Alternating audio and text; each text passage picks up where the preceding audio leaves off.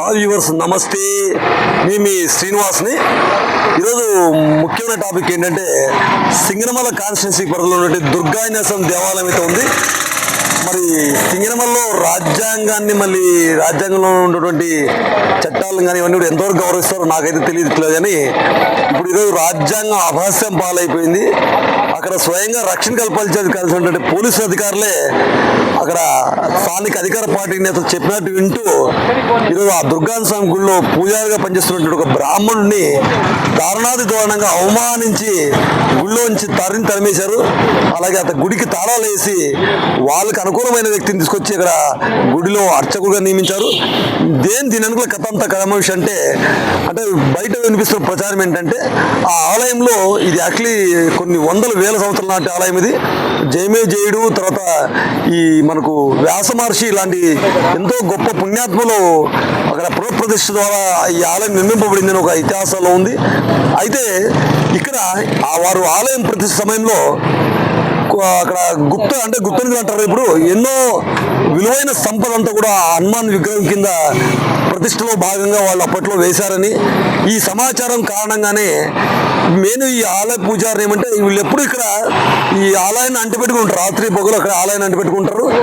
ఇక్కడ లోకల్ కొంతమంది ఉన్నటువంటి ధనాశ పరులు ఏం చేస్తున్నారంటే ఎలాగైనా వీళ్ళని తరిమేస్తే ఆలయాన్ని వీళ్ళు స్వాధీనం చేసుకొని అలాగే ఆ ఆలయం విగ్రహాన్ని అంతా పెగిలించి పునర్నిర్మాణం పేరుతో గుప్పెందులు తవ్వాలా అన్న ఆలోచన ఉంది అని ఒక ప్రచారం జరుగుతోంది. నా అభిప్రాయం కాదు, స్థానికంగా జరిగినటువంటి జనాల నుంచి వస్తున్నటువంటి అభిప్రాయము.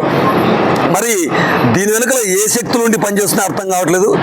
కనీసము సంవత్సర పాలంగా దాదాపు 7 ఏడాది నుంచి కూడా ఈ ఇష్యూ ఆ స్వామిని టార్గెట్ చేస్తూ లోకల్ ఉన్నటువంటి నాయకులు లీడర్లు మరి ఆయన్ని టార్గెట్ లాస్ట్ చివరికి బెదిరించి భయభ్రాంతులకు గురి చేసి అక్రమ కేసులు బనాయిస్తాము, ఎస్సీ ఎస్టీ అట్రాసిటీ కేసులు పెడతామని బెదిరించి లాస్ట్ ఆ స్వామి అయితే ఈరోజు ఎట్టకేలకు దౌర్జన్యంగా పోలీసులు అడ్డు పెట్టుకుని స్వయానం సిఐఏ వచ్చి అక్కడ రక్షణ కల్పించాల్సిన పోలీసు అధికారే స్వయంగా వచ్చి ఆయనైతే ఈరోజు ఆ స్వామిని మీరు వెళ్ళిపోవాలని చెప్పి వాళ్ళకి అనుకూలమైన పూజాన్ని తీసుకొచ్చి పెట్టారు.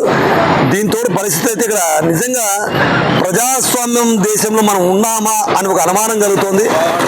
రాజ్యాంగంలో కల్పించిన హక్కులు, కనీసం మానవ హక్కులు కానీ ఒక మానవతా విధానం ఏదీ లేకుండా నిర్దాక్షిణ్యంగా నిర్దయతో ఒక స్వామిని గెంటేసి వెనకలో ఉన్నటువంటి రాజకీయ నాయకులు కానీ దాని వెనకలో ఉన్నటువంటి అధికార పార్టీలో ఉన్న వాళ్ళు ఎవరో అందరూ బయటకు రావాలి.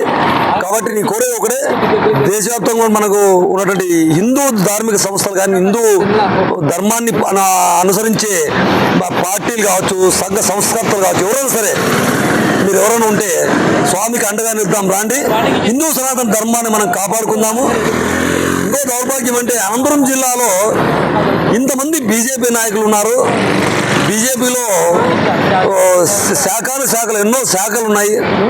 కానీ ఒక్కరంటే ఒక్కరు కూడా ఒక బ్రాహ్మణుడు ఒక ఆలయం పైన ఇంత దౌష్టికంగా ఇంత దౌర్జన్యం జరుగుతూ ఉంటే కనీసం స్పందించే గుణం ఆయన ఎలాంటి క్యారెక్టర్ అన్నా కావచ్చు, అతను తాగుబోతు కాదు అంటే ఇస్పెడాక్లాడి ఇంకోటి క్యారెక్టర్ వ్యసనపరుడు అంతకంటే కాదు. కనీసం అతని యొక్క విచారించాడు ఏం జరిగిందన్న విచారించే ఓపిక తిరిగి లేకుండా బీజేపీ పార్టీ నాయకులైతే కనీసం అటువైపు తిరిగి చూడలేదు. దురదృష్టకరము. బట్ ఆయన ఈరోజు మనకు కలెక్టరేట్ ముందర చూడండి, మనం చూస్తాం మీ విజువల్స్ ఒకసారి చూడండి.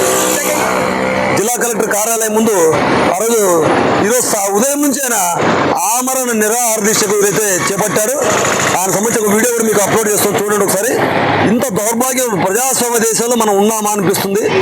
అధికార తెలుగుదేశం పార్టీ మనకు ఈరోజు రాష్ట్రంలో ఉంటుంది. కానీ ఒక సామాన్య బ్రాహ్మణుని పైన ఇంత కక్ష కట్టి ఆయన ఒక గుడిలోంచి వెలివేయడం అంటే ఇంతకంటే ఏమైన చర్య ఇంకోటి ఉండదు. మన మానవ హక్కుల సంఘాలంతా ఆడిపోయారు. ఇదంతా ప్రజాస్వామిక వాదులు కానీ వీళ్ళంతా ఎక్కడున్నారు ఈరోజు? బీజేపీ మళ్ళీ వృద్ధులు లేస్తేనే సనాతన ధర్మము అంటూ మతాల పేరుతో రకరకాలు చేస్తుంటారు. మళ్ళీ వీళ్ళు ఎంత చేస్తుంటారు? మరి ఒక ఆలయం పైన దాడి జరిగితే కుటుంబ ప్రభుత్వంలో భాగంగా మీరు బీజేపీ నాయకులు ఎంత ఉన్నారు కదా, మరి ఎందుకు మీరు స్పందించట్లేదు ఇష్యూ పైన? అంటే మీకు ఇవన్నీ రాజకీయం కోసమే మత విద్వేషాలు రెచ్చగొడుతుంటారా మీరు? నేను అడుగుతున్నా, మిమ్మల్ని ఒక్కడే నువ్వు సూటిగా అడుగుతున్నా. ఇంత 7 ఏడాది కాలంగా ఒక ఇష్యూ నడుస్తా అంటే మరి జిల్లాలో ఉన్న బీజేపీ నాయకులంతా ఏం చేస్తున్నారు? మరి ఆ పూజాన్ని వెలేస్తే గుళ్ళోంచి పోలీసు అడ్డు పెట్టుకొని మీకంటే కనీసం ప్రశ్నించే దమ్ము ధైర్యం కూడా లేదా బీజేపీ నాయకులను అడుగుతున్నాను. కాబట్టి ఆ వీడియో కూడా చూడండి ఒకసారి. స్వామి యొక్క ఆవేదనని మీకు అన్ని చూపించే ప్రయత్నం చేస్తాను. Thank you verse.